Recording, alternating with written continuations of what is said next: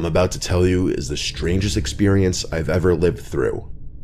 My name is Mary. My friend Carol and I were driving from Florida to New Jersey a few months back. We were coming back from visiting a few friends who went to school down there. It was a really fun time, but Carol and I had to get on with our lives. The drive was supposed to be fun, a little road trip, just us two, with a bunch of snacks, music, and time to catch up on all the things we hadn't talked about in ages. In hindsight, it probably would have been a better idea to stay one more night at our friend's place, but I wanted to get home. We were planning to do the whole drive in one shot. We drove through the night and into the next morning. A few hours after the sun came up, my back started to ache from sitting in the same position for so long. I told Carol we should pull over somewhere for a break, grab some gas, and maybe find something to eat before we get back on the road.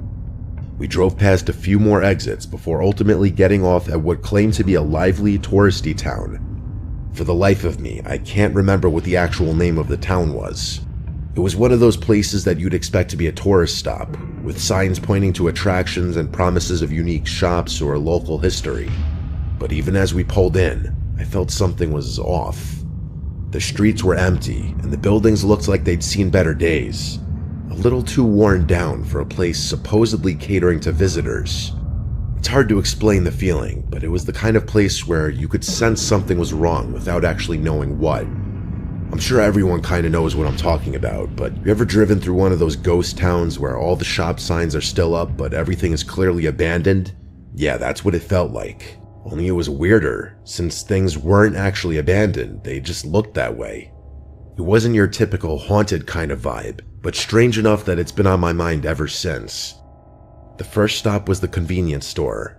We actually had to drive for a decent while before entering the heart of the town, or whatever you'd call it. We pulled in to stretch and grab some refreshments. The two of us headed inside. It looked pretty normal in there, actually. Carol was looking for a specific drink she wanted, but quickly grew frustrated when she realized they didn't have it. She's a bit of a drama queen, so I indulged her tantrum and agreed to go somewhere else. I still wanted to get my Gatorade though, so I walked up to the counter with it to pay. The cashier was a woman about 30 or 35 if I had to guess. She had dark brown hair and was on the taller side. Again, all very normal. The only reason I remembered her features was because she was wearing suspenders, which I wasn't used to seeing. I paid for my drink and we left. Carol pointed to another convenience store across the street, so we figured we'd give it a shot. When we walked into the second store, I literally felt my stomach drop. The cashier behind the counter looked exactly like the girl who'd been working at the first place. Same hair, same face, same height, same everything. I froze, staring at her. I could tell I was making her uncomfortable. Eventually, I asked her if she had a twin or a sister or something. She gave me a weird look, almost skeptical, and said she didn't have a twin and that she was an only child. She narrowed her eyes and told me that was a strange thing to ask, which I guess it was. I tried to explain myself, but she didn't say anything after that. I felt this weird sense of deja vu and backed out of the store, dragging Carol along with me. Carol was confused, but I explained myself and asked if she noticed the same thing. She said she didn't remember what the other cashier looked like, and that I was probably just tired from driving for so long. I knew what I saw though, and told her I'd prove it. We ran back to the first convenience store, but when we got there, the girl inside looked nothing like who I remembered seeing. She was a completely different person.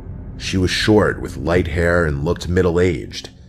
There's absolutely no chance anyone could have confused her for the other cashier. She didn't even look like she was in the same age range. It was as if I'd imagined the whole thing. Carol told me to just forget about it and that I was tired, but I insisted that I wasn't imagining things. Eventually, I had no choice but to let it go. I was eager to get out of there, but we needed gas. We pulled into the first gas station we saw, which was void of people. It was completely empty, just our car, the pumps, and a small building at the back where you would pay. We were literally the only car in the entire lot. The two of us walked inside. Carol took her sweet time looking for her drink, but of course, it wasn't there either. I paid, waited for her, and we left. We couldn't have been in there for more than a few seconds. As we walked out, I again felt a weird feeling in my gut, What had not 2 seconds ago been a completely empty gas station was now packed to the brim. The place was overflowing with people. It was the strangest thing. Cars filled every single pump, and there were even some lined up as if we'd wandered into rush hour at the busiest station in the state. All the parking spots in the back lot were full too. To make matters worse, it felt like everyone was eyeing us down as we walked to our car. I don't think I've ever felt more uncomfortable by people staring at me. This time, Carol agreed that something bizarre was going on. I could tell that both of us felt the same eerie suspicion. It was like we'd left reality for a second, and when we came back, something had shifted. We decided to say screw it on the food and just find our way back to the highway. I didn't have much of an appetite at that point anyway. Back on the road, we didn't say much for a while. I wasn't scared, but I just had a bad feeling in my gut. I'm not sure how to even explain it. As we got slightly further away, Carol and I talked about how weird that had just been. As we were talking, a car passed us, a Toyota Sienna with a cracked windshield.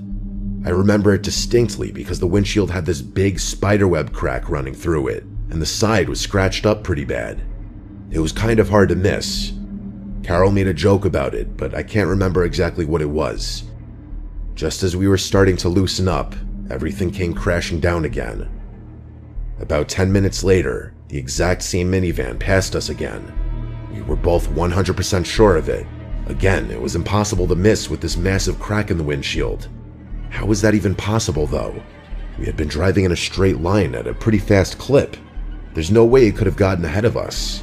But the odds of passing 2 different Siennas with identical cracks in the windshield were insanely slim. Carol started saying, "Oh my God," over and over again, and I could tell she was on the verge of a panic attack. She told me to speed up, which I did. I was dying inside, but I had to keep it together as the driver, and for Carol's sake. I wanted nothing more than to get back on the highway and leave that place behind forever. I glanced down at the GPS and saw that an hour had somehow passed since we had left the gas station, which was virtually impossible. I wanted to tell Carol about it, but I didn't know if she could take any more weird stuff. My heart was in my throat, but I just kept driving. Part of me wondered if the GPS was going to start taking us in circles. We finally got back on the highway, and the nightmare ended there. By the time we got home, however many hours later, it felt like we were waking up from some strange, disjointed dream. I'm not kidding. That whole experience still feels like a dream when I think back to it. People usually look at me strangely when I tell them this story. I still can't explain what happened there, and I don't expect any kind of explanation. I've tried doing research online about weird occurrences in places like that, and I've actually found a handful of stories that are similar to mine. The weirdest thing about it was the feeling in my gut that I still have trouble describing. Until that point, I really didn't know what it meant to get a bad vibe from something. It's like every bone in your body is begging you to notice that something's wrong. I never want to get that feeling again.